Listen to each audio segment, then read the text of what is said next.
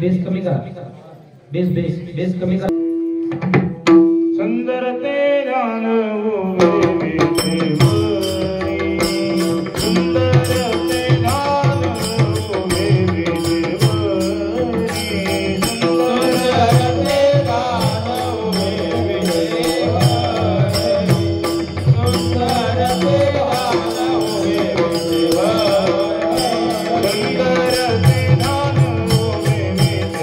विठेवरी, सुंदर ते ध्यान उभे विठेवरी,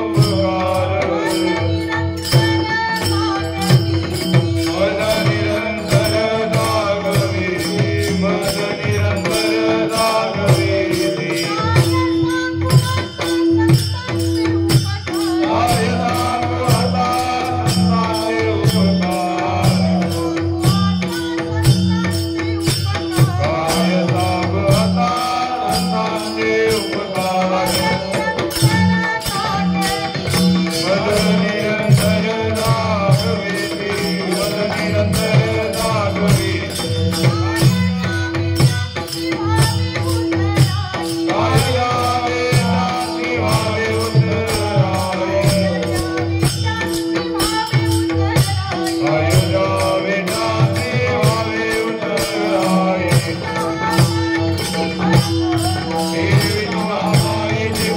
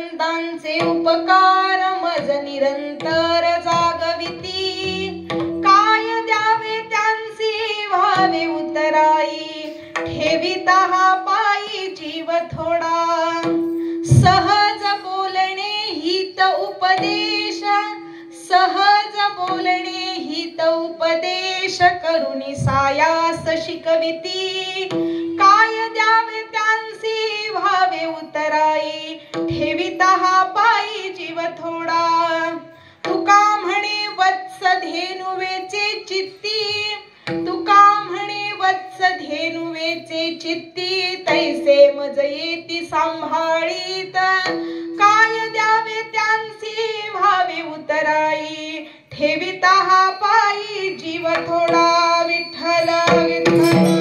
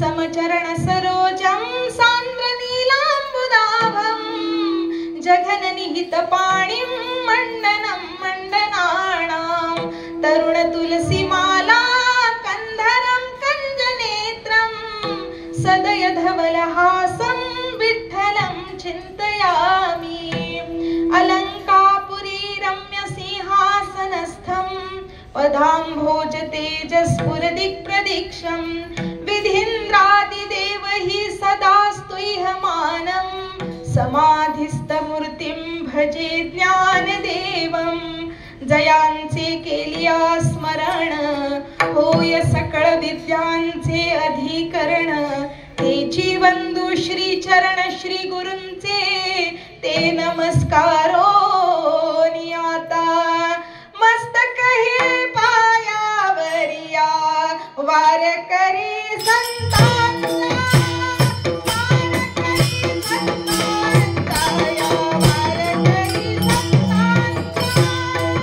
मस्तक पायावरिया वारकरी संतांचा वारकरी संतांचा वारकरी मस्तक हे पायावरी या वारकरी संतांच्या ओम नमोजी आद्या वेद प्रतिपाद्या जय जय स्वसंवेद्या आत्मरूपा देवा तुझी गणेशु सकलार्थमती प्रकाशु म्हणे निवृत्ती दासु अवधारी जोजी आता अभिनव वाग्विलासिनी जे चातुर्यार्थ कला कामिनी ते श्री शारदा विश्वमोहिनी नमिली मिया काय सांगू आता संतांचे उपकार काय सांगू आता संतांचे उपकार मज निरंतर जागविती काय द्यावे त्यांची भावे उतराई ठेविता हा पायी जीव थोडा प्रस्तुत प्राप्त प्रसंगी आजच्या कीर्तन रूपी सेवेकरता निवडलेला अभंग इको बंद कीर्तन रूपी रूपी सेवेकरता निवडलेला अभंग देहूचे महान साधू विश्ववंदनीय महाराष्ट्र भूषण जगद्गुरु श्री संत तुकोबाराया यांचा 4 चरणाचा असून या अभंगाद्वारे जगद्गुरु तुकोबाराया संतांनी आपल्यावर जे उपकार केले त्या उपकाराचं वर्णन या अभंगाद्वारे करतात. त्याचबरोबर संतांविषयीची कृतज्ञता या अभंगाद्वारे जगद्गुरु तुकोबाराया व्यक्त करतात. आणि व्यक्त करत असताना जगद्गुरु तुकोबाराया म्हणतात की संतांनी माझ्यावरती जे उपकार केलेले आहेत ना ते मी काय सांगू. कितीही सांगण्याचा जरी प्रयत्न केला ना तरी ते सांगता न येणारे आहेत. काय सांगू आता संतांचे उपकार. त्यांनी माझ्यावरती उपकार काय केला तर तुकोबाराया म्हणतात त्यांनी मला सतत जाग ठेवण्याचं काम केलं. मज निरंतर जागविती. आणि त्यांच्या या उपकारातून उतराई होण्याकरता तुकोबाराया म्हणतात मी त्यांना काय देऊ. काहीही जरी दिलं ना तरी ते कमी पडेल. माझा जीव जरी त्यांच्या पायावरती समर्पित केला ना तरी तुकोबाराया म्हणतात तो सुद्धा थोडा आहे. काय द्यावे त्यांची व्हावे उतराई ठेवीत हा पायी जीव थोडा. पुढे तुकोबाराया सांगतात की संत काय करतात. संत सहज बोलतात पण त्यांच्या सहज बोलण्यातून जगाच्या हिताचं आणि कल्याणाचंच ते बोलतात. आणि सहज बोलून जर एखाद्याला कळत नसेल ना तर त्याच्यासाठी सायासानं प्रयत्नपूर्वक ते काय करतात प्रयत्न करतात. करूनी सायास शिकविती. कशा प्रकारे तर एखाद्या गायीच्या चित्तामध्ये सतत आपल्या लेकराची अर्थात वासराची जशी चिंता असते ना तसं तुकोबाराया म्हणतात संतांच्या हृदयामध्ये कायम समाजाच्या हिताचा कळवळा असतो. तुका म्हणे वत्स धेनुवेचे चित्ती तैसे मज येती सांभाळीत. काय द्यावे त्यांची भावे उतराई ठेवीत हा पायी जीव थोडा. अभंगाचा धावता असलेला भावार्थ माझ्या संक्षिप्त भाषेत तुमच्या समोर मांडण्याचा प्रयत्न केला आहे. विठ्ठल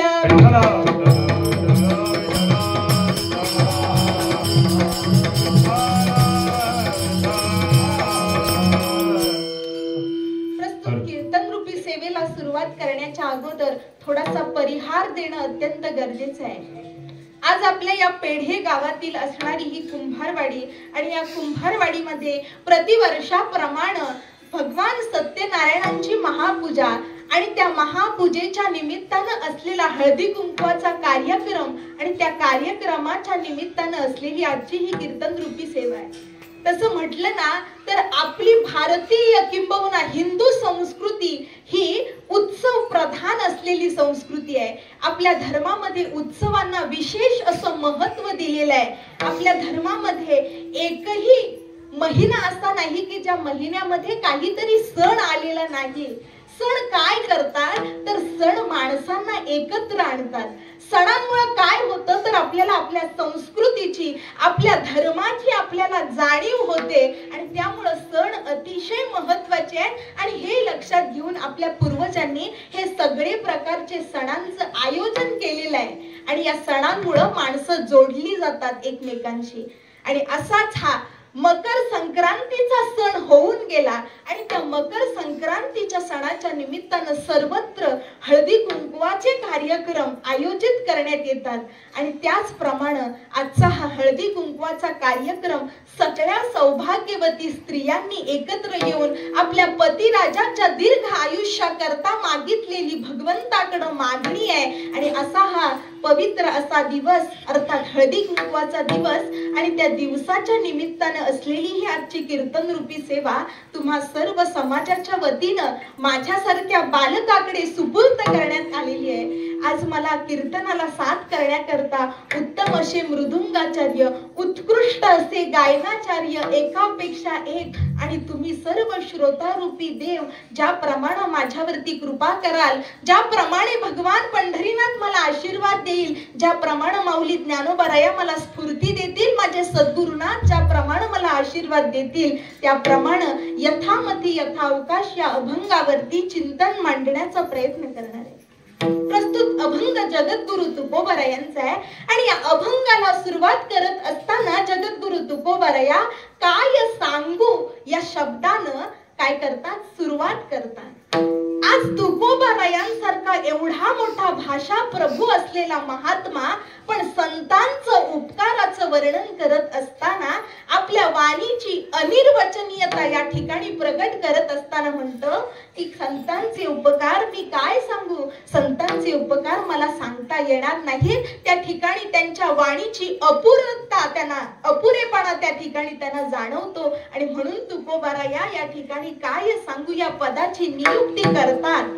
सर्वसामान्य जगताचा जर आपण विचार केला ना तर या जगामध्ये काही माणसं बोलतात, काही माणसं बरळतात, काही माणसं बडबडतात आणि काही माणसं बोंबलतात. तुम्ही आम्ही बडबडतो, तुमच्या आमच्या बडबडण्याला काहीही अर्थ नाही. बडबड कशाला म्हणायची बाबा? काय आहे, एखादा माणूस मद्याच्या नशेमध्ये दारू पिऊन गावाच्या चौकामध्ये उभा राहतो आणि चौकात उभा राहून मोठ्या ऐटीत म्हणतो, काय म्हणतो, अख्खा गाव विकत घेईन म्हणतो. आणि अख्खा गाव विकत घेईन म्हणता म्हणता त्याचा तोल जातो आणि गटारात जाऊन पडतो आणि रात्रभर तिथंच पडून जातो.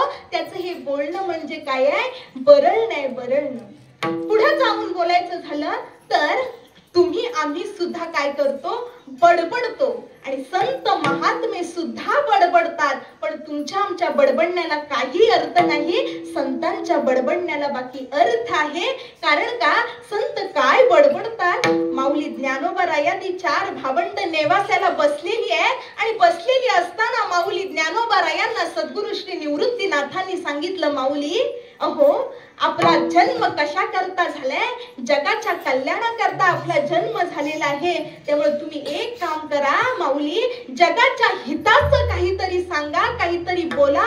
आणि त्या वेळेला माऊली ज्ञानोबाराय म्हणतात की सद्गुरु निवृत्तीनाथांच्या कृपेमुळं माझं रिकाम तोंड पण ते काहीतरी बडबड करायला लागलं. पण त्या बडबडीतून काय जन्माला आलं? माऊली म्हणतात म्हणून रिकामे तोंड करू गेले बडबड, तो गीते ऐसे गोड आतुडले. माऊली ज्ञानोबाराय म्हणतात त्या बडबडीतून श्रीमद भगवद्गीतेवरती भाष्य करणारा ज्ञानेश्वरी सारखा अलौकिक ग्रंथ निर्माण झाला. म्हणजे संतांची बडबड ही अर्थपूर्ण आहे, आपल्या बडबडीला काहीच अर्थ नाही. तुम्ही आम्ही बोंबलतो. कधी बोंबलतो? जर अचानक आपल्यावर एखादा हानी प्रसंग आला ना तर आपण बोंबलून सगळ्यांना गावाला गोळा करतो, पण ही बोंब काही हिताची नसते. पण संत महात्मे सुद्धा बोंब मारतात, पण संतांची जी बोंब आहे ना ती जगाच्या कल्याणाची आहे. संत महात्मे काय बोंब मारतात? वाजत ते बोंब सोनी लयकती गाणी, वाजत ते बोंब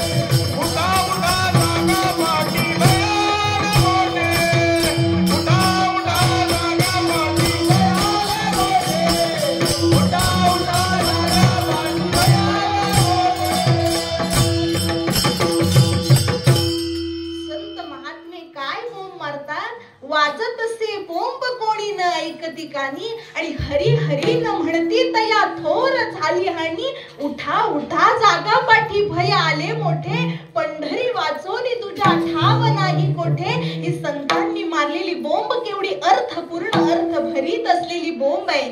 त्याचप्रमाणे पुढे जाऊन विचार केला ना तर बाबा तुम्ही आम्ही बोलतो आणि संत महात्मे सुद्धा बोलतात, पण आपलं बोलणं हे काही कामाचं नसतं, काही उपयोगाचं नसतं. विनाकारण चकाट्या मारत असतो, त्या काही उपयोग उपयोगाच्या नसतात, पण संत महात्मे बोलतात ना, त्यांच्या बोलण्यातून जगाच्या कल्याणाचं ते बोलतात. संत महात्मे काय बोलतात? बोलावा विठ्ठल, पहावा विठ्ठल, करावा विठ्ठल जीवे भावे, किंवा हरी बोला नाही तरी अबोला, व्यर्थ गलबला करू नका. हे संत बोलतात. संत महात्मे काय बोलतात? एक बोल सुस्पष्ट बोलावा,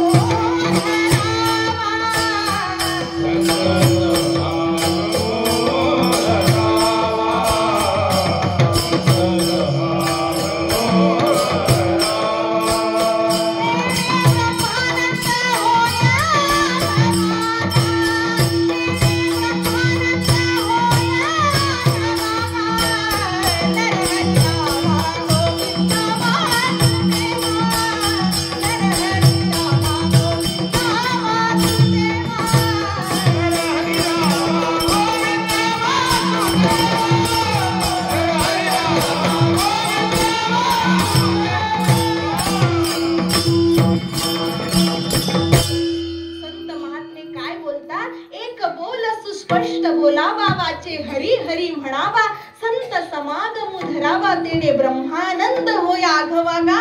हे संत महात्म्यांचं बोलणं केवढं अर्थ भरीत आहे असं संत बोलतात.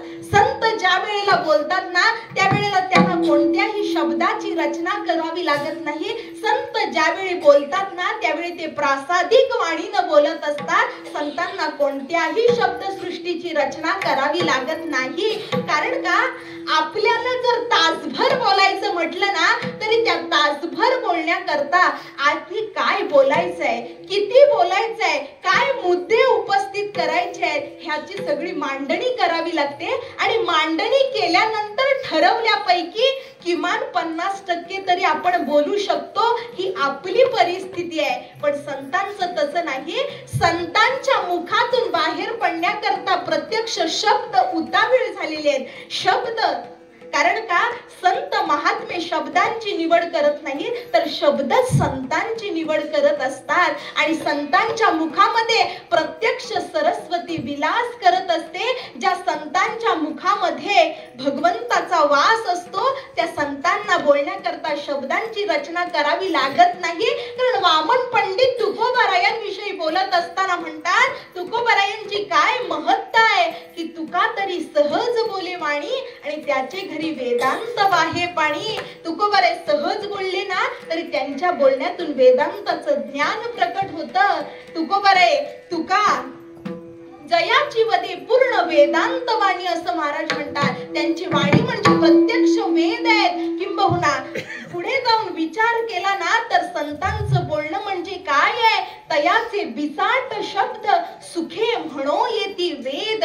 त्यांचे बिसाट म्हणजे ते जरी कसंही बोलले ना, तरी त्यांचं बोलणं हे वेद तुल्य आहे, वेद प्रमाण आहे. आणि त्यामुळे असं संतांचं बोलणं अर्थ भरीत आहे. तुकोबाराया म्हणतात की आमचं हे बोलणं, आमच्याकडे जे संपत्ती आहे ना, आमच्याकडे जे धन आहे ना, ते सांसारिक धन आमच्याकडे नाही, पण आमच्याकडे जे धन आहे ना, ते परमार्थिक धन आहे. आणि ते इतकं आहे की ते कधीही न संपणार आहे. अविनाशी आनंद घन असं आहे. कारण जोडिलेही न सरेची धन, अविनाशी आनंद घन असं तुकोबाराय म्हणतात. किंवा महाराजांचं प्रमाण आहे, महाराज आपल्या वाणीविषयी आत्मगौरवानं म्हणतात की आमच्या घरामध्ये काय धन आहे. महाराज सांगतात, आम्हा घरी धन शब्दाचीच रत्ने, आम्हा घरी धन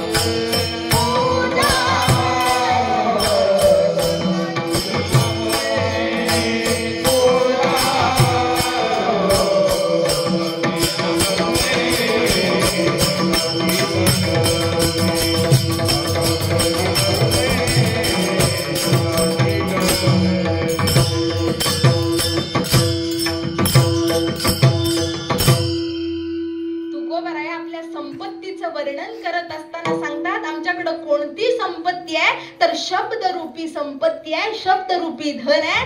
आम्हा घरी धन शब्दाचीच रत्ने आणि शब्दाचीच यत्ने पूजा करू. आणि हे धन इतकं आहे, भगवंतानं आम्हाला हे धन इतक्या प्रमाणात दिलेलं आहे की तुकोबाराय म्हणतात तुका म्हणे पोते आणि देवे भरिले नोहे रीते. इतकं शब्दरूपी संपत्ती ज्या तुकोबारायांकडे आहे, जे तुकोबाराय भाषा प्रभू आहे, ज्या तुकोबारायांच्या मुखातून बाहेर पडण्याकरता शब्द उतावीळ आहे आणि ते तुकोबाराया इतके मोठे भाषा प्रभू, पण ते आज संतांचं वर्णन करत असताना त्यांना शब्द सुचत नाहीत. आणि म्हणून काय म्हणतात, काय सांगू आता संतांचे उपकार.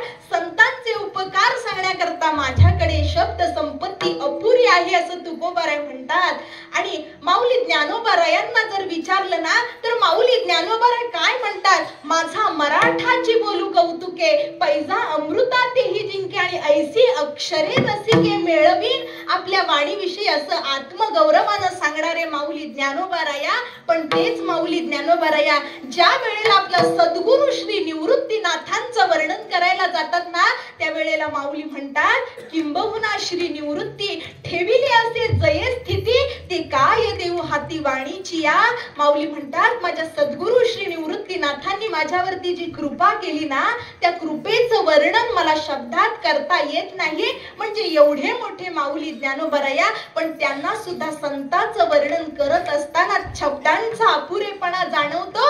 तुकोबारायांनाही या अभंगामध्ये शब्दाचा अपुरेपणा जाणवल्या कारणामुळे तुकोबाराया या ठिकाणी म्हणतात काय सांगू आता संतांचे उपकार, काय सांगू. अशा शब्दामध्ये तुकोबाराया या अभंगाला सुरुवात करतात. म्हणजे या अभंगातून तुकोबाराया संतांच्या उपकाराचं वर्णन करतात एक गोष्ट. आणि दुसरी गोष्ट म्हणजे या अभंगाद्वारे जगद्गुरु तुकोबाराया संतांविषयीचा कृतज्ञता भाव प्रकट करतात. आता कृतज्ञ कुणाला म्हणायचं आणि कृतज्ञ कुणाला म्हणायचं. कृतज्ञ त्याला म्हणा की ज्याला केलेल्या उपकाराची जाणीव आहे ना तो कृतज्ञ आहे. आणि जो केलेले उपकार विसरतो त्याला काय म्हणायचं, कृतज्ञ म्हणायचं. आणि म्हणून माणसानं नेहमी कृतज्ञ असलं पाहिजे, कृतज्ञ असता कामा नये. कारण कृतज्ञ खूप वाईट आहे, अतिशय वाईट आहे. कृतज्ञ किती वाईट आहे या संबंधी जर सांगायचं झालं ना तर महाभारताच्या शांती पर्वामध्ये गौतम नावाच्या ब्राह्मणाची कथा आलेली आहे. हा गौतम नावाचा ब्राह्मण एके दिवशी जंगलामध्ये विहार करण्याकरता गेलेला आहे. घनदाट अरण्यामध्ये तो शिरलेला आहे आणि शिरलेला असताना त्या ठिकाणी तो रस्ता विसरला आणि अरण्यामध्ये भटकायला लागला. भटकंती करता करता तहानेनं भुकेनं तो व्याकुळ झाला आणि व्याकुळ झालेला एका झाडाच्या ठिकाणी मरणासन्न अवस्थेमध्ये तो पडलेला आहे. आणि पडलेला असताना आता कुणीतरी आपल्याला पाणी आणून द्यावं असं त्याला वाटतंय. आणि इतक्यात तो ज्या झाडाखाली बसला होता त्या झाडावरती एक राजहंस पक्षी बसलेला. आणि त्या राजहंस पक्षानं त्या ब्राह्मणाकडे पाहिलं आणि त्याची व्यथा त्या राजहंसाच्या लक्षात आली. आणि राजहंस पक्षी म्हणाला, राजा ब्राह्मणा तू घाबरू नको, तुला भूक लागली आहे ना, तुझ्या भुकेची मी काय करतो व्यवस्था करतो. आणि मग तो राजहंस पक्षी काय करतो, आकाशामध्ये उड्डाण घेतो, उंच उडतो आणि जंगलामध्ये जाऊन चांगली ताजी ताजी फळं गोळा करून आणतो. आणि फळं गोळा करून आणल्यानंतर पाण्याचं पात्र सुद्धा तो घेऊन येतो. आणि घेऊन आल्यानंतर त्या गौतम ब्राह्मणाला तो काय देतो, ती फळं आणि ते पाणी देतो. पाणी आणि फळं खाऊन तो ब्राह्मण काय होतो, आता शुद्धीवर येतो, भानावरती येतो. आणि भानावरती आल्यानंतर विश्रांती होते त्याची. आणि विश्रांती झाल्यानंतर काही तासांनंतर त्याच्या मनामध्ये असा विचार येतो, इतका वाईट विचार त्याच्या मनामध्ये येतो की तो म्हणतो आता हे घनदाट अरण्य आहे, या घनदाट अरण्यातून आपण कधी बाहेर पडू, आपल्याला वाट कधी सापडेल हे माहिती नाही. मग आता आपल्या दुसऱ्या दिवसाच्या भोजनाची काहीतरी व्यवस्था झाली पाहिजे, सिद्धता झाली पाहिजे. त्यामुळे आपण काय करूया, हा राजहंस पक्षी आयती शिकार आपल्या ठिकाणी चालत आलेली आहे. आणि म्हणून तो काय करतो, त्या राजहंस पक्षाला एका तलवार तलवारीतच ठार मारतो आणि त्याचं मांस दुसऱ्या दिवसासाठी राखून ठेवतो. का तर आपली भूक भागावी या करता. आणि पुढं या प्रकारानंतर काही दिवसांनंतर हा गौतम ब्राह्मण मरण पावतो. आणि मरण पावल्यानंतर काही दिवसांनी जे लोक असतात ना, जे ते विचार करतात की हा गौतम अतिशय कृतज्ञ आहे. काय आहे, यानं ज्या राजहंस पक्षानं याच्यावरती उपकार केले ना, त्याला ठार मारलेला आहे. त्यामुळे याला जाळायचं नाही, याला अरण्यात नेऊन टाकायचं. आणि म्हणून त्या लोकांनी त्या गौतमाचं प्रेत उचललं आणि जंगलामध्ये हिंस्त्र पशूंना खायला घातलं. पण 8 दिवस झाले बाबा, पण 8 दिवसात एकाही हिंस्त्र पशूनं त्या प्रेताला हात सुद्धा लावला नाही. आणि मग 8 दिवसानंतर लोक बघायला गेली तर जो तसाच्या तसा त्या ठिकाणी होता. आणि मग त्यांनी विचार केला की जाऊ देत, आता हे प्रेत आपण पिशाच्यांना खायला घालू. आणि म्हणून ते प्रेत उचललं आणि पिशाच्यांना खायला घातलं. पुन्हा 8 दिवसांनी जाऊन बघितलं तर पिशाच्यांनी सुद्धा त्याला स्पर्श केलेला नव्हता.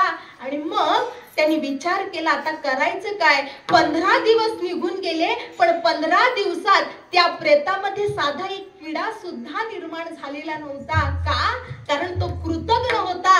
कारण कृतज्ञ माणसाच्या शरीराला काय हिंस्त्र पशु स्पर्श करत नाहीत, त्याला जी आपले भूत प्रेत स्पर्श करत नाहीत, किंबहुना त्याच्या प्रेतामध्ये किडा सुद्धा पडत नाही. इतका कृतज्ञ माणूस काय आहे, वाईट आहे वाईट. त्यामुळे माणसानं काय असलं पाहिजे, कृतज्ञ असलं पाहिजे. कृतज्ञ असता कामा नये. कृतज्ञाविषयी जर सांगायचं झालं ना तर उत्कृष्ट उदाहरण रामकृष्ण परमहंसांचं देता येईल. काय झालेलं आहे, नदीच्या काठावरती रामकृष्ण परमहंस स्नाना करता गेलेले आहेत. आणि स्नानाला गेल्यानंतर त्यांनी पाहिलं की एक विंचू पाण्याच्या प्रवाहाबरोबर वाहत चाललेला आहे. आणि वाहत चाललेला विंचू आता पाण्यामध्ये बुडून मरणार, त्याला आपण वाचवलं पाहिजे असा रामकृष्णांच्या मनामध्ये विचार आला. आणि म्हणून रामकृष्णांनी काय केलं, आपल्या दोन्ही हाताची ओंजळ तयार केली आणि त्या ओंजळीमध्ये त्या विंचवाला उचललं. आणि उचलल्यानंतर त्या विंचवानं विचार केला, काय आहे, आपण कोण आहोत हे बहुधा हे रामकृष्ण विसरलेत. आणि त्यामुळे आपणच आपला परिचय यांना करून दिला पाहिजे. आणि मग त्या विंचवानं काय केलं, कडाडून रामकृष्ण परमहंसांच्या हाताला दंश केला. रामकृष्ण परमहंस कळवळले आणि कळवळल्याबरोबर हाताची ओंजळ सुटली आणि विंचू पुन्हा प्रवाहाला लागला. आणि रामकृष्ण म्हणायला लागले की काय आहे, तो विंचू आहे. विंचू त्याचा दंश करण्याचा स्वभाव जर सोडत नाही तर मी तर संत आहे. संतांचा स्वभाव काय आहे, तैसी बुडाली काढीत बांधिली सोडीत आणि साकडे फेडीत आरताची या, असे आपण संत आहोत. त्यामुळं त्यांनी काय केलं, त्या विंचू जो वाहत चाललेला होता ना त्याला परत उचललं आणि काठावरती आणून सोडलं. हा विंचू म्हणजे कोण आहे, कृतज्ञ आहे. कृतज्ञ की ज्या रामकृष्णाने त्याच्यावरती उपकार केले त्याच्यावरतीच त्यानं काय केला, अपकार केला. अकृतज्ञ अतिशय वाईट आहे. माणसानं कृतज्ञ असता कामा नये. मग माणसानं कसं असावं तर कृतज्ञ असावं. कृतज्ञ कसा असतो, आमच्या बालपणात एक कथा आम्ही ऐकली होती. काय आहे, नदीच्या काठाला एक झाड असतं आणि त्या झाडावरती एक बगळा बसलेला असतो. आणि बगळा पाण्यात खाडे पाहतो आणि पाण्यात पाहिल्यानंतर त्याला असं दिसतं की वरून एक मुंगी पाण्याच्या प्रवाहासोबत वाहत चाललेली आहे आणि तिला आपण वाचवलं पाहिजे. आणि म्हणून तो बगळा काय करतो, झाडाचं एक सुक पान तोडतो आणि ते पान जी मुंगी वाहत चाललेली आहे तिच्या तिथे टाकतो. आणि मुंगी काय करते, त्या पानावरती चढते आणि चढून ती काठाला येते. आणि काठावर येऊन ती पाहते तर काय दिसतं तिला, तो बगळा त्यानं आपला जीव वाचवलाय ही ती लक्षात ठेवते. आणि लक्षात ठेवल्यानंतर दुसऱ्या दिवशी असा प्रकार घडतो की तेच झाड आहे, त्याच झाडावरती बगळा बसलेला आहे आणि त्या ठिकाणी एक शिकारी येतो. आणि तो शिकारी आल्यानंतर आता शिकारी बाण धरून त्या बगळ्याला उडवणार. इतक्यात त्या मुंगीचं लक्ष जातं की काल ज्या बगळ्यानं आपला जीव वाचवला आज त्याचा जीव काय आहे, धोक्यात आहे आणि त्याला आपण वाचवलं पाहिजे. मग आता काय करता येईल. आणि मुंगीनं काय केलं, असा डाव केला की त्या शिकाऱ्याचा बाण आता लागणार, बाणातून सुटणार बाण, त्या त्यावेळेला धनुष्यातून बाण सुटणार इतक्यात तिनं काय केला, त्या शिकाऱ्याच्या पायाचा कडा अडून चावा घेतला आणि चावा घेतल्याबरोबर त्याचं संधान चुकलं आणि तो बाण एकीकडे निघून गेला आणि तो पक्षी, तो बगळा त्या ठिकाणाहून उडून गेला. परिणामी बगळ्याचा जीव वाचला. म्हणजे केलेल्या उपकाराची जाणीव ठेवणारी मुंगी ही काय आहे, कृतज्ञ आहे, कृतज्ञ. आणि म्हणून माणसानं काय असलं पाहिजे, कृतज्ञ असलं पाहिजे. आणि तुकोबराया हे कृतज्ञ आहेत आणि संतांनी त्यांच्यावरती जे उपकार केले ना, त्या उपकारांची त्यांना जाणीव असल्या कारणामुळं आज त्या संतांच्या उपकाराचं वर्णन करत असताना जगद्गुरु तुकोबराया त्यांचं काय वर्णन करतात हे अभंगाचं पहिलं चरण. काय सांगू आता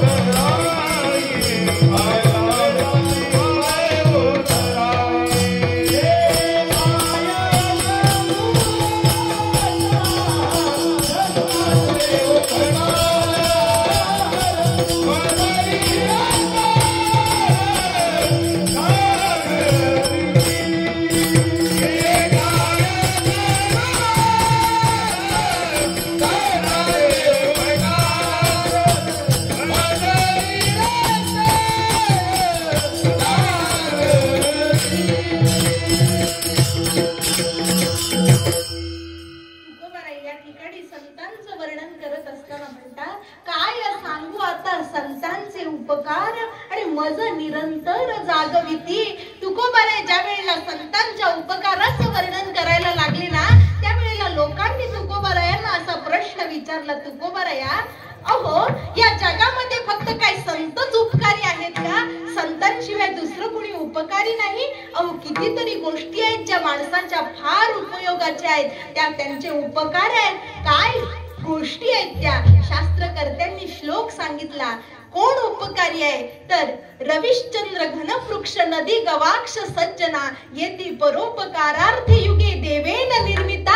ह्या 7 गोष्टी उपकारी आहेत ना तुकोबाराया, मग तुम्ही का त्यांचे उपकार मानत नाही? तुकोबाराय म्हटले या 7 गोष्टी उपकारी आहेत. कोणत्या 7 गोष्टी? पहिली गोष्ट म्हणजे रवी. रवी अर्थात सूर्य. सूर्य उपकारी आहे.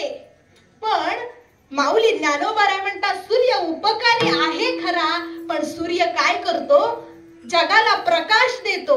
पण दिवसा सूर्य आहे, रात्रीच्या 12 तासात सूर्य आहे का, नाहीये. मग रात्रीच्या 12 तासामध्ये तो नसल्यामुळं त्याचे उपकार काय कामाचे आहेत, नाही उपकारी. तो संतांच्या तुलनेमध्ये बसत नाही. कारण का, अजून एक गोष्ट, हिवाळ्यामध्ये दुपारी 12 वाजता सूर्याचं ऊन काय वाटतं, बरं वाटतं. पण तोच जर वैशाख महिना असेल आणि वैशाख महिन्यातलं दुपारचं 12 वाजताचं ऊन ते आपल्याला आवडतं का, नाही ना आवडत. म्हणजे सूर्याच्या बाबतीत काय आहे, प्रिय अप्रिय भाव आहे. आणि त्यामुळं प्रिय अप्रिय भाव असल्या कारणामुळं माऊली ज्ञानोबाराय म्हणतात सूर्य उपकारी आहे. तेजे सूर्य सोज्वळ परी तोही अस्तवे हे किडाळ, त्याला अस्त आहे आणि त्यामुळं तो संतांच्या तुलनेमध्ये बसत नाही. तुकोबर आहे, ठीक आहे, सूर्य द्या सोडून. पुढे चंद्र, चंद्र उपकारी नाही का. अहो, ज्या चंद्राच्या सावलीमध्ये, ज्या चंद्राच्या शीतलतेमध्ये आपल्या शेतामधील धान्यांमध्ये जीवनसत्व तयार होतं, तो चंद्र उपकारी नाही का. तो किती शीतलता देतो. पण तू ते म्हणतात, माऊली म्हणतात चंद्र शीतल आहे, चंद्रचं सगळं बरोबर आहे. पण चंद्र काय करतो, चंद्र संपूर्ण एखादे वेळ हे सदा पुरते. चंद्र पूर्ण एखाद्याच वेळेला असतो, पण हे सदा पुरते आहेत. म्हणून संतांच्या तुलनेमध्ये चंद्र बसत नाही. अजून पुढं वृक्ष, वृक्ष उपकारी नाहीत का. कारण का, वृक्ष सर्वतोपरी माणसाला काय देत असतात, सावली देतात, फळं देतात, सगळे उपकार करतात. पण काय आहे, त्यांच्या बाबतीतही एक तूट आहे. काय आहे, फळं 12ही महिने झाडाला येतात का, नाही येत ना. ते फक्त मोसमातच येतात. पण संत हे काय आहे, कायम स्वरूपी असल्यामुळं तेही संतांच्या तुलनेत बसत नाही. रविश्चंद्र घन वृक्ष नदी गवाक्ष सज्जन. घन म्हणजे मेघ, मेघ अर्थात पाऊस. पाऊस उपकारी नाही का. पाऊस जर पडला ना तर सगळी गावं सुजलाम सुफलाम करतो, सगळं संपन्नता असते पावसाळी.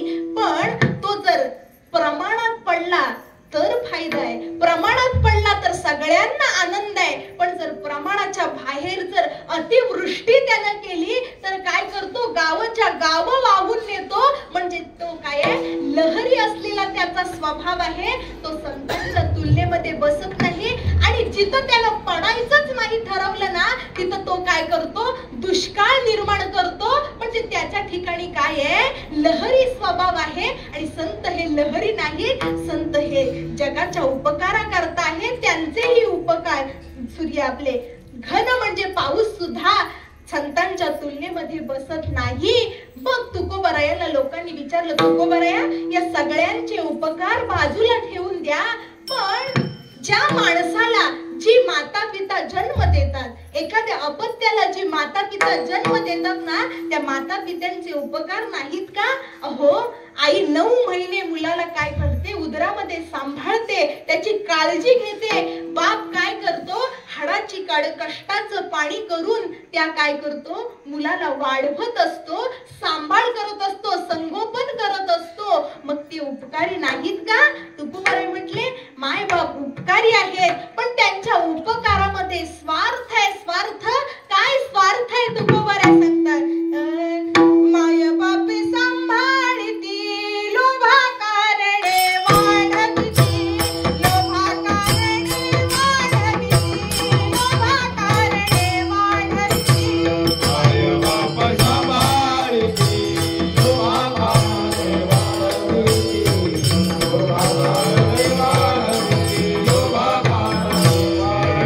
कारणे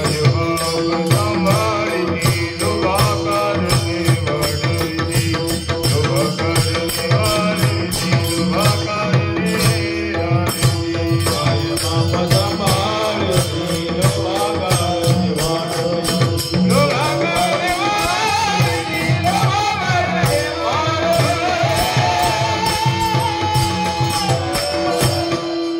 तुकोबाराय सांगतात की आई वडिलांचं प्रेम आहे ना, हे स्वार्थी असलेलं प्रेम आहे. कारण का, माय बापे सांभाळती पण लोभा कारणे वाढविती. काय आहे, मनासारखे न वागता बालकाशी मारी माता म्हणजे तिच्या बाबतीत काय स्वार्थ आहे. आई वडील का मुलांना सांभाळतात, तर आई वडील असा विचार करतात की आपल्या म्हातारपणीची काठी, म्हातारपणीचा आपला आधार कुणीतरी असावा, आपली म्हातारपणी कुणीतरी काळजी घ्यावी, याकरता आई वडील मुलाला सांभाळत असतात. मग ते काय आहे, त्यांचे स्वार्थ आहे उपकार करण्यामध्ये. त्यामुळं माय बापाचे उपकार सुद्धा संतांच्या तुलनेमध्ये बसत नाहीत. मग तुकोबरायाला लोकांनी प्रश्न विचारला, तुकोबराया माय बापांना सोडून द्या, पण ज्या भगवंतानं आपल्याला निर्माण केलं, ज्यानं हा जीव आपल्याला दान दिला, जेणे हा जीव दिला दान, किंवा दिली इंद्रिय हात पाय कान, डोळे मुख बोलाया वचन, इतकं ज्यानं काय केलं, दान म्हणून जो देह दिला ना, त्या भगवंताचे उपकार नाहीत का? तुकोबाराया म्हटले, त्या भगवंताचे आपल्यावरती उपकार आहेत, निश्चितपणे आहेत, पण भगवंताच्या उपकार करण्यामध्ये काय आहे, प्रिय अप्रियतेचा भाव आहे. कारण का, भगवंत सगळ्यावरती उपकार करत नाही, कारण भगवान फक्त आपल्या भक्तावरती उपकार करतो, अभक्तावरती उपकार करत नाही. भक्ता राखे पायापाशी आणि दुर्जनाची संहारी घेऊन या चक्रगता हाची धंदा करीतो, असा ज्या भगवंताचा दिनक्रम आहे. किंवा गीतेमध्ये भगवान स्वतः सांगतात, परित्राणाय साधुनाम विनाशाय च दुष्कृताम, म्हणजे काय, संतांना तो काय करतो, अभय देतो आणि दुष्टांचा संहार करतो. म्हणजे त्याच्या ह्याच्यामध्ये सांभाळ करण्यामध्ये, त्याच्या उपकारामध्ये प्रिय अप्रियतेचा भाव आहे. कसा अप्रियतेचा भाव आहे, तर या संबंधातील कथा सांगायची झाली, महाभारतामध्ये एक सुंदर कथा आलेली आहे. काय झालं, महाभारताचं 9 दिवसांचं युद्ध पार पडलेलं आहे आणि 9 दिवसांच्या युद्धामध्ये दुर्योधनाचे 42 भाऊ जवळजवळ मारलेले गेलेले आहेत. आणि मारले गेल्यानंतर दुर्योधनानं असा विचार केला की काय आहे, आज 9 दिवस झाले माझे 42 भाऊ मारले गेले आणि पांडवांपैकी एकही मेलेला नाही, मग आता हे पांडव मरतील कसे? आणि म्हणून दुर्योधन भीष्माचार्यांजवळ गेला आणि भीष्माचार्यांना म्हणायला लागला, पितामह, अहो आज युद्धाचे 9 दिवस झाले, माझे 42 भाऊ मारले गेले, पण पांडवांपैकी एकही मेला नाही, त्यामुळे एक काम करा, ते कसे मरतील याची मला काहीतरी योजना सांगा. त्यावेळेस भीष्माचार्य म्हणाले, दुर्योधना, अरे ह्याची युक्ती मी तुला सांगू शकत नाही, याचं उत्तर फक्त तुला एकच जण देऊ शकतो. कोण? धर्मराज युधिष्ठिर. तू त्याच्याकडे जा, तो तुझ्या या प्रश्नाचं उत्तर नक्की देईल. आणि म्हणून काय करतो दुर्योधन, भर रात्री काय येतो, धर्मराजाच्या राहुटीमध्ये आलेला आहे. आणि धर्मराजाच्या राहुटीमध्ये आल्यानंतर धर्मराज पाहतो दुर्योधन आलेला आहे आणि दुर्योधनाला पाहिल्यानंतर धर्मराज म्हणतो, ये सुयोधना ये. कारण धर्मराज कधी दुर्योधन म्हटला नाही, सुयोधन म्हणायचा. आणि म्हणून ये सुयोधना, काय काम काढलंस आता, रात्रीच्या वेळेला आलास, काय काम असं महत्वाचं आलं की तुला रात्रीचं यावं लागलं? त्यावेळेला दुर्योधनानं सांगितलं, दादा, अहो काय झालं, आज इतक्या दिवसांचं युद्ध झालं, माझे 42 भाऊ मारले गेले, पण तुमच्या पांडवांपैकी अजून एकही मेलेला नाही. आणि त्यामुळे तुम्ही एक काम करा, तुमचे 5 जण कसे माराल याचा काय सांगा, मला उपाय सांगा. आणि म्हणून धर्मराज, त्या धर्माला विचारलं पाहिजे होतं का, त्यानं विचारणं योग्य होतं का? पण धर्मराज संत होता, धर्मराज साधू होता आणि धर्मराजानं खरं काय ते सांगून टाकलं. आणि धर्मराज म्हणायला लागला, दुर्योधना, अरे तुझ्या समस्येवरचा इलाज आहे ना, हा तुझ्याच घरामध्ये आहे.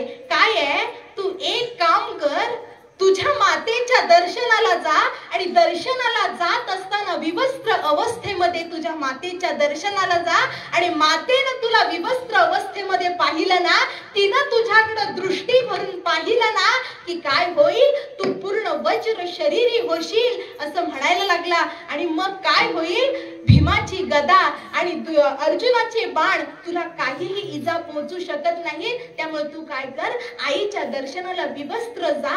आणि हे धर्मराजानं सांगितल्याबरोबर भगवान श्रीकृष्ण परमात्म्यानं अशी काळजी वाटायला लागली. भगवान विचार करायला लागले, काय हा धर्मराज किती वेडा आहे, नको ते सांगून बसला. आता जर हा दुर्योधन वज्र शरीरी झाला ना तर माझ्या पांडवांचं कसं होईल, माझ्या पांडवांना विजय मिळेल कसा. आणि म्हणून भगवान चिंतेत बसलेले आहेत. आणि चिंतेत बसलेले असताना भगवंताच्या मनामध्ये असा एक विचार आला की दुर्योधनानं काय केलं, त्या धर्मराजांच्या राहुटीमध्येच आपली सगळ्या वस्त्रांचा त्याग केला आणि तो धावत हस्तिनापूरच्या दिशेनं निघाला. आणि निघालेला असताना भगवंतानं फुलवाल्याचं रूप धारण केलं. आणि फुलवाल्याचं रूप धारण केल्यानंतर धर्मराजानं त्यानं काय केलं, ज्या ठिकाणी तो दुर्योधन चाललेला होता त्याच्या दुसऱ्या बाजूनं भगवान परमात्मा फुलवाल्याचं रूप घेऊन आले. आणि आल्याबरोबर मुद्दाम भगवंतानं दुर्योधनाला जोरात धडक दिली. आणि धडक दिल्याबद्दल दुर्योधन भडकला. आणि दुर्योधन म्हणायला लागला, कोण आहेस तू, तुला काही कळतं की नाही, कुणाला धडक मारतोस, तुला काही बुद्धी आहे की नाही. त्यावर भगवंत रूपी तो फुलवाला म्हणायला लागला की माझी बुद्धी काढतोस, पण तू कोण आहेस ते मला सांग. त्यावेळी तो म्हणायला लागला, तुला माहिती नाही मी कोण आहे, अरे हस्तिनापूरचा युवराज दुर्योधन म्हणतात ना, तो मी आहे मी. आणि दुर्योधन युवराज ऐकल्यानंतर तो फुलवाला हसायला लागला आणि हसून म्हणायला लागला की हे दुर्योधना, तुला युवराज कोण म्हणेल, कोण तू युवराज आणि असा विवस्त्र होऊन कुठं निघालायस, तुला युवराज कोणी म्हणेल का, कोणच म्हणणार नाही. पण दुर्योधन म्हणाला, मी खरोखर युवराज आहे. मग तू कुठे निघालास, आईच्या दर्शनाला निघालोय असा विवस्त्र होऊन. हो म्हटलं, दुर्योधन आपल्या धर्मराजांनी मला हा उपाय सांगितलाय की आईच्या दर्शनाला जा, आईच्या दर्शनाला गेल्यानंतर आईनं तुझ्याकडे दृष्टी भरून पाहिलं की तू वज्र शरीरी होशील असं त्यानं मला सांगितलंय. त्यावेळेस तो फुलवाला म्हणायला लागला, दुर्योधना, अरे तुला काही कळतं का, तुला काही अक्कल आहे का, तो धर्मराज कोण आहे, तुझा मित्र आहे की तुझा शत्रू आहे. म्हटलं शत्रू आहे. मग आता शत्रू जो तुला सल्ला देईल तो तुझ्या हिताचा असेल की तुझ्या अनहिताचा असेल तो सांग. म्हटलं अनहिताचा असेल. मग तू त्याचं वचन ऐकलंस कसं काय, ते तुझ्या हिताचं नाहीये. त्यामुळं एक काम कर, आता तू असा मातेच्या दर्शनाला जाऊ नकोस. मग काय करू, ही माझ्या टोकरीमध्ये काय आहे, फुलं आहेत, ती फुलं काय कर, तुझ्या कमरेला गुंडाळ. आणि मग त्यानं काय केलं, ती फुलं तसंच केलं, फुलं आपल्या कमरेभोवती गुंडाळली आणि हस्तिनापुरात आपल्या आईच्या दर्शना करता गेला. आणि गेल्यानंतर पाहतो तर काय, आईला म्हटलं, आई मी तुझ्या दर्शनाला आलोय, दृष्टी उघडून माझ्याकडे बघ, डोळ्यावरची पट्टी काढून माझ्याकडे पहा. आणि मग गांधारीनं आपल्या डोळ्यावरची पट्टी काढली आणि संपूर्ण त्याचं अवलोकन केलं. आणि अवलोकन करताच क्षणी दुर्योधन काय बनला, वज्र शरीरी बनला. पण गांधारी म्हटली, बाळा एक घात झाला रे. काय झालं आई, काय झालं म्हणायला लागला दुर्योधन. त्यावेळेला गांधारी म्हणाली, अरे बेड्या, तुला धर्मानं काय सांगितलं होतं, मातेच्या दर्शनाला जात असताना विवस्त्र जा, मग तू ही फुलं गुंडाळून का आलास. त्यावेळेला तो म्हणाला, माते अगं मला एक पाटेमध्ये फुलवाला भेटला होता आणि त्या फुलवाल्यानं मला ही फुलं दिली. त्यावेळेला गांधारी म्हटली, अरे बेड्या, तो फुलवाला नव्हता, तो कोण होता, प्रत्यक्ष भगवान श्रीकृष्ण परमात्मा होता. आणि तो कशा करता आलेला, तर पांडवांचं रक्षण करण्याकरता आलेला होता. आणि म्हणून तू फसलास. आता तू पूर्ण वज्र शरीरी जरी झालास तरी सुद्धा ज्या ठिकाणी फुलं गुंडाळलीस ना तिथं तुझं शरीर कोमल राहिलेलं आहे, तू काळजी घे. आणि म्हणून या ठिकाणी आपल्याला सांगायचं काय आहे की भगवंत कृपा करतो, पण कुणावरती करतो, आपल्या भक्तावरती करतो, अभक्तावरती कृपा करत नाही. भक्ता राखे पायापाशी, दुर्जनासी संहारी, असा भगवंताचा स्वभाव आहे. आणि त्यामुळं भगवान परमात्मा सुद्धा संतांच्या तुलनेमध्ये, संतांच्या उपकारामध्ये बसत नाही. इतके संतांचे उपकार अगणित आहेत. आणि म्हणून त्या संतांच्या उपकाराचं वर्णन करत असताना तुकोबाराय म्हणतात, काय सांगू आता संतांचे उपकार, मज निरंतर जागविती. काय आहे उपकार, कशाला म्हणायचं बाबा. उपकार या शब्दाची जर आपण फोड केली ना तर उप अधिक कार, याला काय म्हणायचं, उपकार. उप म्हणजे जवळ आणि कार म्हणजे कर्ण, म्हणजे जो जीवाला परमात्म्याच्या आत्यंतिक जवळ नेऊन ठेवतो त्याला काय म्हणायचं, उपकार म्हणतात. आणि असे उपकारी फक्त कोण आहेत, संतच आहेत. कारण का रविदीप हिरा दाविती देखणे अदृश्य दर्शने संताचिया किंवा महाराज म्हणतात संता वीण प्राप्ती नाही ऐसी वेद देती ग्वाही किंवा हरी प्राप्तीसी उपाय धरावे संताचे ते पाय म्हणजे संतच काय करतात भगवंतापर्यंत जाण्याचा मार्ग दाखवत असतात. त्यामुळे या जगामध्ये उपकारी कोण आहेत फक्त संतच आहेत. आणि म्हणून तुकोबारा या ठिकाणी म्हणतात काय सांगू त्या संतांचे उपकार. त्यांनी काय केलं मला सतत जाग ठेवलं भगवान परमात्म्यापर्यंत मला पोहोचवण्याकरता त्यांनी मला सतत जाग ठेवण्याचे काम केलं मज निरंतर जागविती. पण आता हा विचार करा जाग कुणाला ठेवतात जाग करावं का. कारण का झोपलेल्या माणसाला झोपेतून जाग करणं हे पाप आहे शास्त्र सांगतं आणि ते पाप माणसानं करू नये असंही शास्त्र सांगतं. पण त्याही पुढे जाऊन शास्त्र असंही सांगतं की 7 माणसांना जाग केल्याशिवाय राहू नये. ही 7 माणसं कोण आहेत तर शास्त्रकर्ते सांगतात विद्यार्थी सेवक पांत क्षुधार्तो भय कातरहा भांडारी प्रतिहारीच सप्त सुप्तान प्रबोधयेत. या 7 जणांना जाग केल्याशिवाय राहू नये. कोण 7 जण आहेत. पहिला आहे तो विद्यार्थी. एखादा विद्यार्थी परीक्षेची वेळ आलेली आहे आणि परीक्षेचा वेळ असल्यामुळं त्या काय झोपी गेलेला आहे आणि झोपी गेल्यामुळं त्याचा अभ्यास करायचं राहून गेलेला आहे. त्या विद्यार्थ्याला झोपेतून जाग करून त्याला अभ्यासाला लावलं पाहिजे. कारण का त्यानं जर अभ्यास केला नाही तर तो पेपर लिहू शकणार नाही आणि पेपर लिहिला नाही तर तो नापास होणार आहे. आणि म्हणून त्या विद्यार्थ्याला झोपलेला असेल तर जाग करा असं शास्त्र सांगतं. विद्यार्थी. दुसरा आहे तो सेवक. सेवक एखादा सेवक सेवा करताना आपल्या स्वामीची सेवा करताना त्याला जर झोप लागली असेल तर त्याला जाग केलं पाहिजे. कारण तो जर झोपला ना तर त्याच्या सेवेमध्ये धिरंगाई निर्माण होईल. त्यामुळे त्याला उठवलं पाहिजे. दुसरा सेवक. तिसरा आहे तो पांत. पांत म्हणजे प्रवासी. एखादा प्रवासी थकलेला भागलेला आपल्या घरी विश्रांती करता थांबलेला आहे आणि विश्रांती करता थांबलेला असल्यानंतर तो आपल्याला सांगून झोपलेला आहे की मला सकाळी 4 वाजता उठायचंय आणि पुढच्या प्रवासाला लागायचंय त्यामुळे तुम्ही मला उठवा असं सांगून जर तो झोपला असेल ना तर त्याला उठवलं पाहिजे. त्याला जर आपण उठवलं नाही ना तर तो उशिरा उठला तर त्याची गाडी चुकेल आणि गाडी चुकली तर त्याचा पुढचा प्रवास सुखकर होणार नाही. त्यामुळे त्या पांत अर्थात प्रवाशाला जाग केलं पाहिजे. विद्यार्थी सेवक पांत. चौथा आहे तो भय कातरहा. एखादा भीती मनामध्ये भीती धारण करून जो एखादा माणूस झोपला असेल भीतीदायक ठिकाणी झोपला असेल त्याला जाग केलं पाहिजे. कारण का ती जर जागा व्यवस्थित नसेल त्या जागेवरती जर एखाद्या हिंस्त्र पशुपासून श्वापदापासून त्या जीवाला जर धोका असेल ना तर त्याला उठवलं पाहिजे आणि उठवून जाग करून त्याला सांगितलं पाहिजे की इथून दुसरीकडे जाऊन झोप कारण इथं तुझ्या जीवाला धोका आहे. म्हणून त्याला जाग करा शास्त्र सांगतं. विद्यार्थी सेवक पांत. क्षुधार्तो. क्षुधार्थ म्हणजे एखादा भुकेलेला जर झोपला असेल ना तर त्याला जाग केलं पाहिजे. त्याला जाग करून त्याला जेवायला घातलं पाहिजे आणि जेवायला घातल्यानंतर त्याला सांगितलं पाहिजे की बाबा आता झोप. म्हणजे काय क्षुधार्थाला जाग केलं पाहिजे. भय कातरा. क्षुधार्थो भय कातरा. विद्यार्थी सेवक पांत क्षुधार्थो भय कातरा. भांडारी.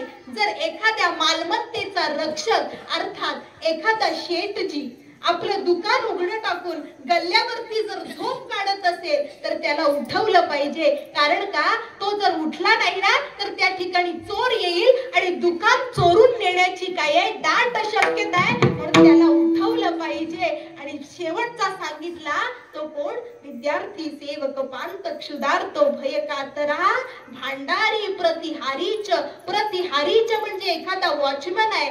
एखाद्या मालमत्तेचं तो रक्षण करतोय आणि रक्षण करताना जर वॉचमन झोपला असेल ना तर त्याला जरूर जाग केलं पाहिजे असं शास्त्र सांगतं. आणि या 7 जणांना जर उठवलं ना तर पाप लागत नाही असं तुकोबाराय म्हणतात. त्यांना उठवलं पाहिजे. म्हणजे असं संत महात्मे आपल्याला काय करतात जागवतात असं तुकोबाराय म्हणतात. मज निरंतर जागविती. आता आता बाबा विचार करा, जागा कोण कुणाला करतो? जो स्वतः जागा आहे ना तो दुसऱ्याला जागा करत असतो, जो स्वतः झोपलेला आहे तो दुसऱ्याला जागा करू शकत नाही. आता या ठिकाणी संत महात्मे जागे आहेत म्हणून ते सगळ्यांना जाग करतात. संत महात्मे ज्या ठिकाणी जागे आहेत ना त्या ठिकाणी आपण झोपलेलो आहे, आणि आपण ज्या ठिकाणी जागे आहोत ना तिथं संत महात्मे झोपलेले आहेत. संत आत्मसत्तेच्या ठिकाणी जागृत आहेत आणि आपण आपल्या आत्मसत्तेच्या ठिकाणी निद्रिस्त झालेलो आहे, आणि त्यामुळं संत महात्मे त्या निद्रेतून आपल्याला जाग करतात. जाग म्हणून संत महात्मे कुणाला जाग करतात? संत या सगळ्या जगाला जाग करतात. संत महात्मे सकाळी आपण काकड्यामध्ये प्रमाण म्हणतो ना, उठा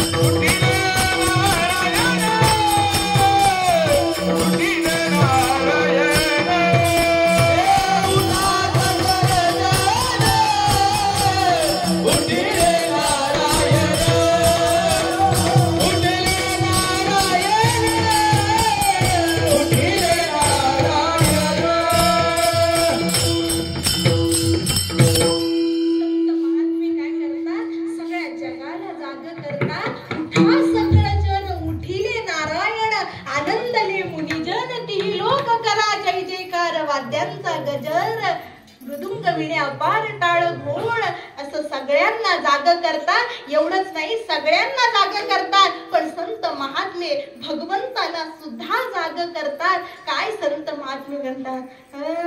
उठा पांडुरंगा आता दर्शन द्या सकळा, उठा पांडुरंगा आता दर्शन द्या सकळा,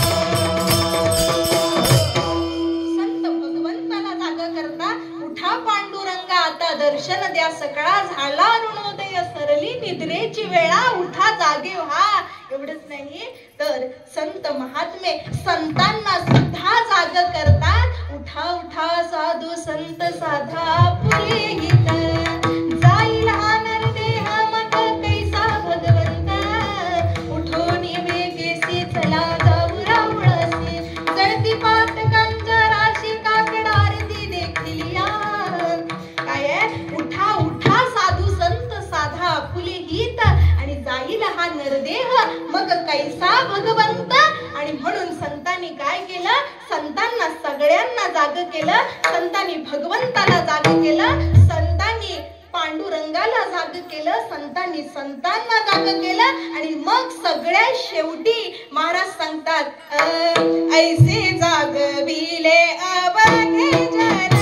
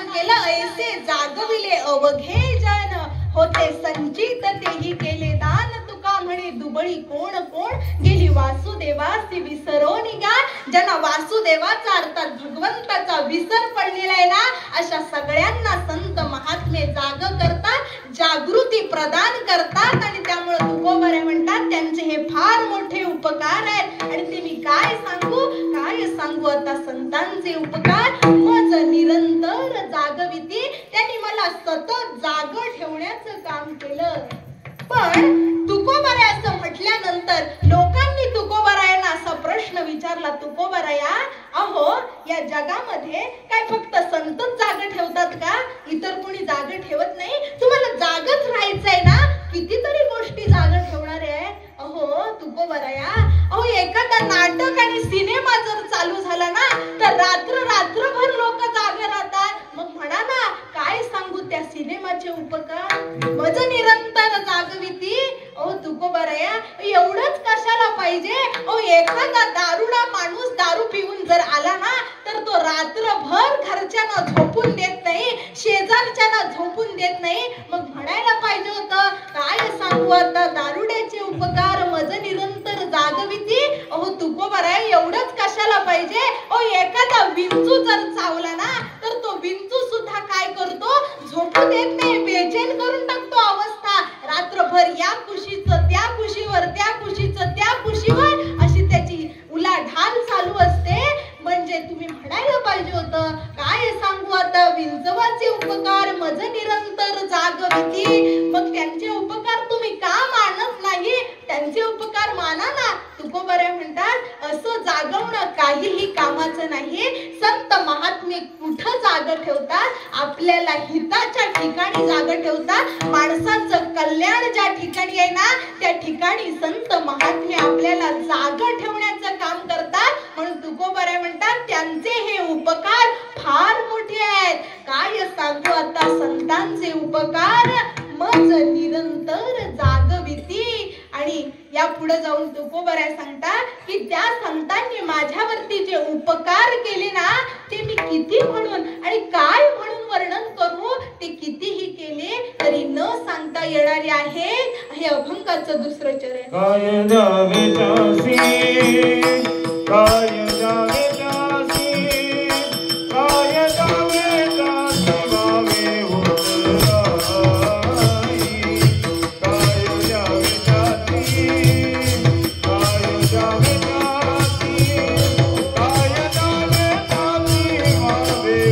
उतराई. काय जावे त्यासी, काय जावे त्यासी, काय जावे त्यासी भावे उतराई.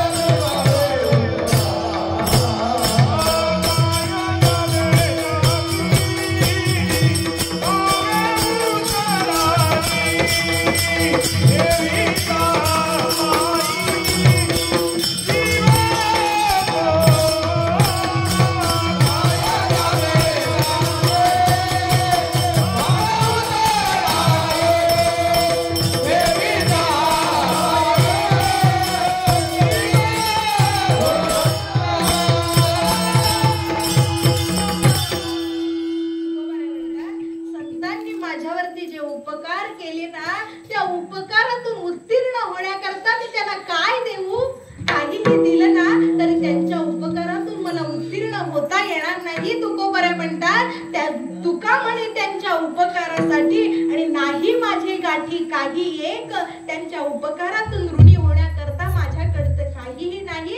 तुकोबराय म्हणतात, जर त्यांचा जर काही द्यायचंच ठरलं ना तर मी माझा जीव जरी त्यांच्या पायावरती समर्पित केला तरी तो सुद्धा कमीच आहे. कारण का? तुकोबराय म्हणतात, आपल्याकडं प्राण किती आहेत? तर 5 प्राण आहेत, 5 प्राण आहेत आणि संतांचे उपकार बाकी अगणित असे आहेत. त्यांच्या 5 उपकाराकरता मी माझे 5 प्राण देऊन टाकले तरी सुद्धा बाकीचे उपकार तसेच शिल्लक राहतील. त्यामुळे तुकोबराय म्हणतात, काय द्यावे त्यांचे व्हावे उतराई, ठेवीत हा पायी जीव थोडा, जीव सुद्धा थोडा आहे. पण या ठिकाणी विचार केला तर तुकोबराया संतांच्या चरणावरती जीवच ठेवीन असं का म्हणतात?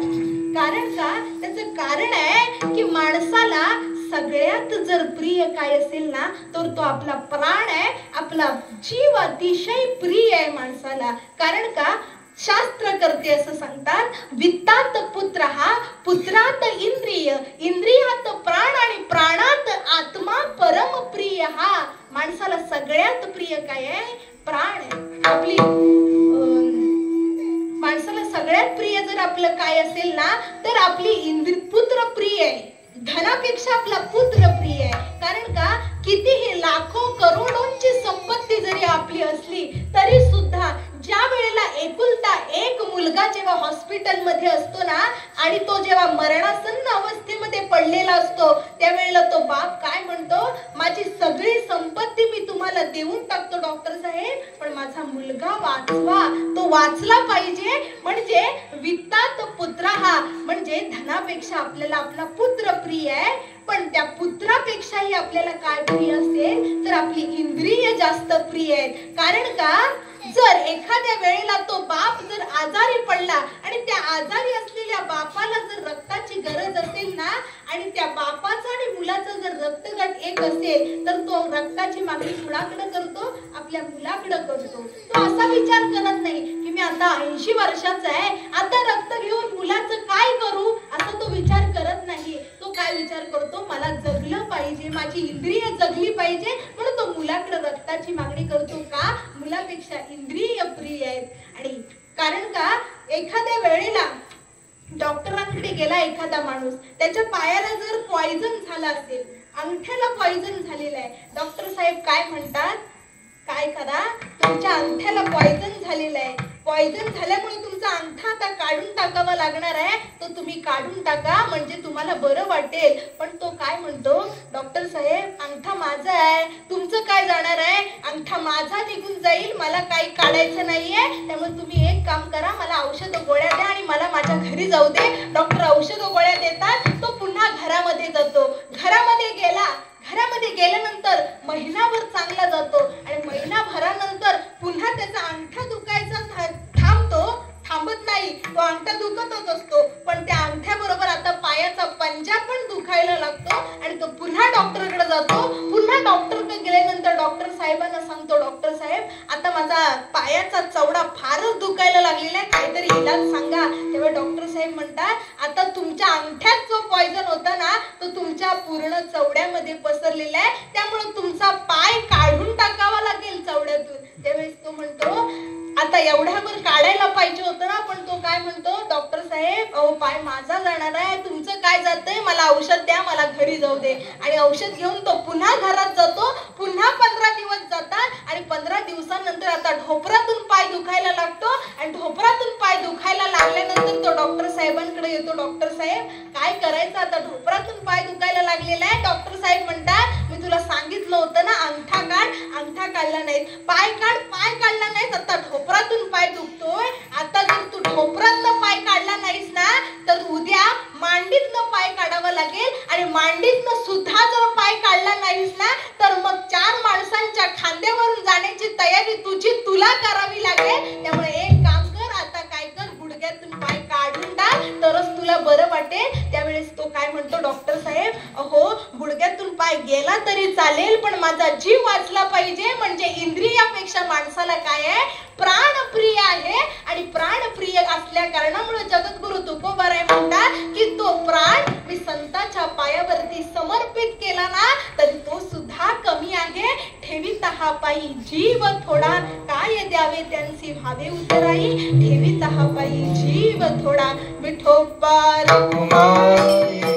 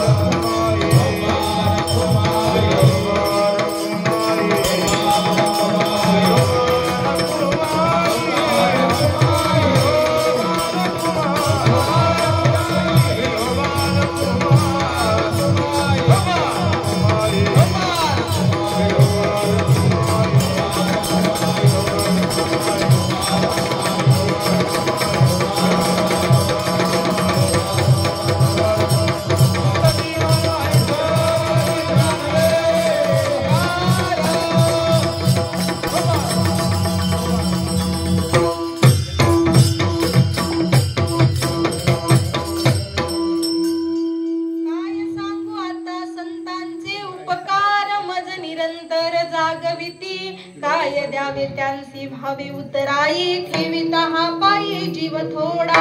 अभंगाच्या 3ऱ्या चरणामध्ये जगद्गुरु तुकोबाराय म्हणतात की संत महात्मे काय करतात तर सहजपणानं बोलतात, पण त्यांच्या सहज बोलण्यामध्ये जगाच्या कल्याणाचा विचार असतो. कायम ते जगाच्या हिताचं बोलत असतात. आणि जर सहज बोलून एखाद्याला कळत नसेल ना तर त्याच्यासाठी सायास करून त्याला प्रयत्नपूर्वक त्याला सगळ्याची त्याच्या हिताची जाणीव करून देण्याचं काम संत महात्मे करत असतात. म्हणून तुकोबाराय म्हणतात सहज बोलणे हित उपदेश आणि करुणी सायास शिकविती. कसं तर तुकोबाराय म्हणतात ज्याप्रमाणे एखाद्या गायीच्या चित्तामध्ये आपल्या वासराची ज्याप्रमाणे चिंता असते ना तसं संतांच्या हृदयामध्ये जगाच्या हिताचा कळवळ असतो. काय आहे, गाय काय करते, नाना गाय चरे डोंगरी आणि चित्त बांधिले वत्से घरी, असं त्या गायीची अवस्था असते.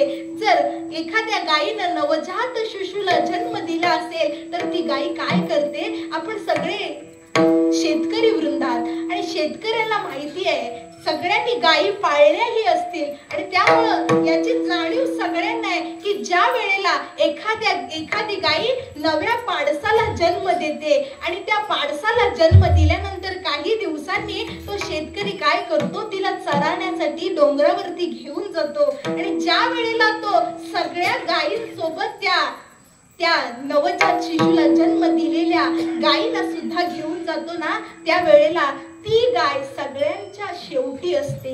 सगळ्यांच्या शेवटून ती जात असते चरायला जाताना. आणि चरायला गेल्यानंतर दिवसभर तिच्या चित्तामध्ये आपल्या वासराची चिंता असते. आणि मग दिवसभर चरून झाल्यानंतर संध्याकाळच्या वेळेला आता घरात यायला निघायचंय. आणि अशा वेळी ज्या वेळेला जाताना सगळ्यांच्या मागावून जी गाय जाते ना तीच येते वेळी सगळ्यांच्या पुढे असते. आणि पुढे येऊन वासराच्या ओढीनं ती धपाधप पावलं टाकत काय करत असते, गोठ्याच्या दिशेनं जात असते. ही त्या वासराविषयीची त्या गायीच्या मनामधली असलेली काय आहे, आतुरता आहे. त्याला भेटण्याची इच्छा तिच्या मनामध्ये असते आणि त्यामुळे ती सगळ्यांच्या पुढे निघालेली असते. मग जशी त्या गायीच्या चित्तामध्ये आपल्या वासराची चिंता असते ना तशीच संतांच्या हृदयामध्ये जगाच्या हिताची चिंता असते. हे अभंगाचं शेवटचं जग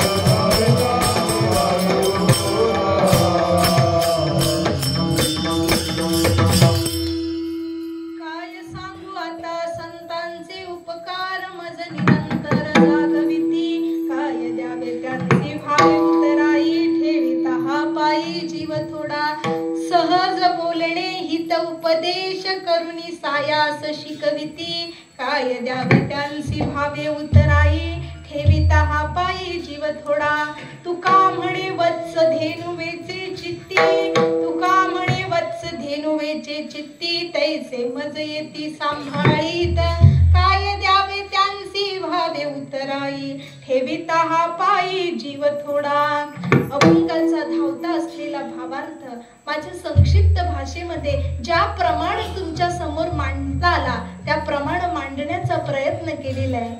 ज्याप्रमाणे एखादा शब्द जर माझ्या बोलण्यातून चुकीचा गेला असेल तर तो माझ्या बुद्धीचा दोष आहे आणि जे काही चांगलं असेल तो माझ्या सद्गुरूंचा कृपाशीर्वाद आहे, माझ्या आई वडिलांची पुण्याई आहे आणि त्यामुळे मी या ठिकाणी बोलू शकले आणि तुम्ही सर्व श्रोत्यांनी शांत चित्ताने ही सेवा श्रवण केली आणि या ठिकाणी मला आज या सेवेची संधी तुम्ही प्राप्त करून दिलात त्याबद्दल तुम्हा सर्वांच्या चरणावरती प्रणिपात मस्तक दंडवत करते आणि झालेली सेवा या ठिकाणी संपवते. आज या ठिकाणी सुंदर असे मृदुंगाचार्य पालकर दादा असतील, भोसले दादा असतील, आदित्य दादा असतील किंवा आमचे अमृत महाराज असतील किंवा असे हे सगळेच टाळकरी वृंद ज्यांनी या कीर्तनाला अतिशय सुंदर पद्धतीने साथ केली आणि त्यांच्यामुळे या कीर्तनाला रंग भरलेला आहे आणि त्यामुळे सगळ्यांच्या चरणावरती विनम्र अभिवादन करून झालेली सेवा भगवान पंढरीनाथांच्या चरणावरती समर्पित करून सेवेला पूर्णविराम. ज्ञानेश्वर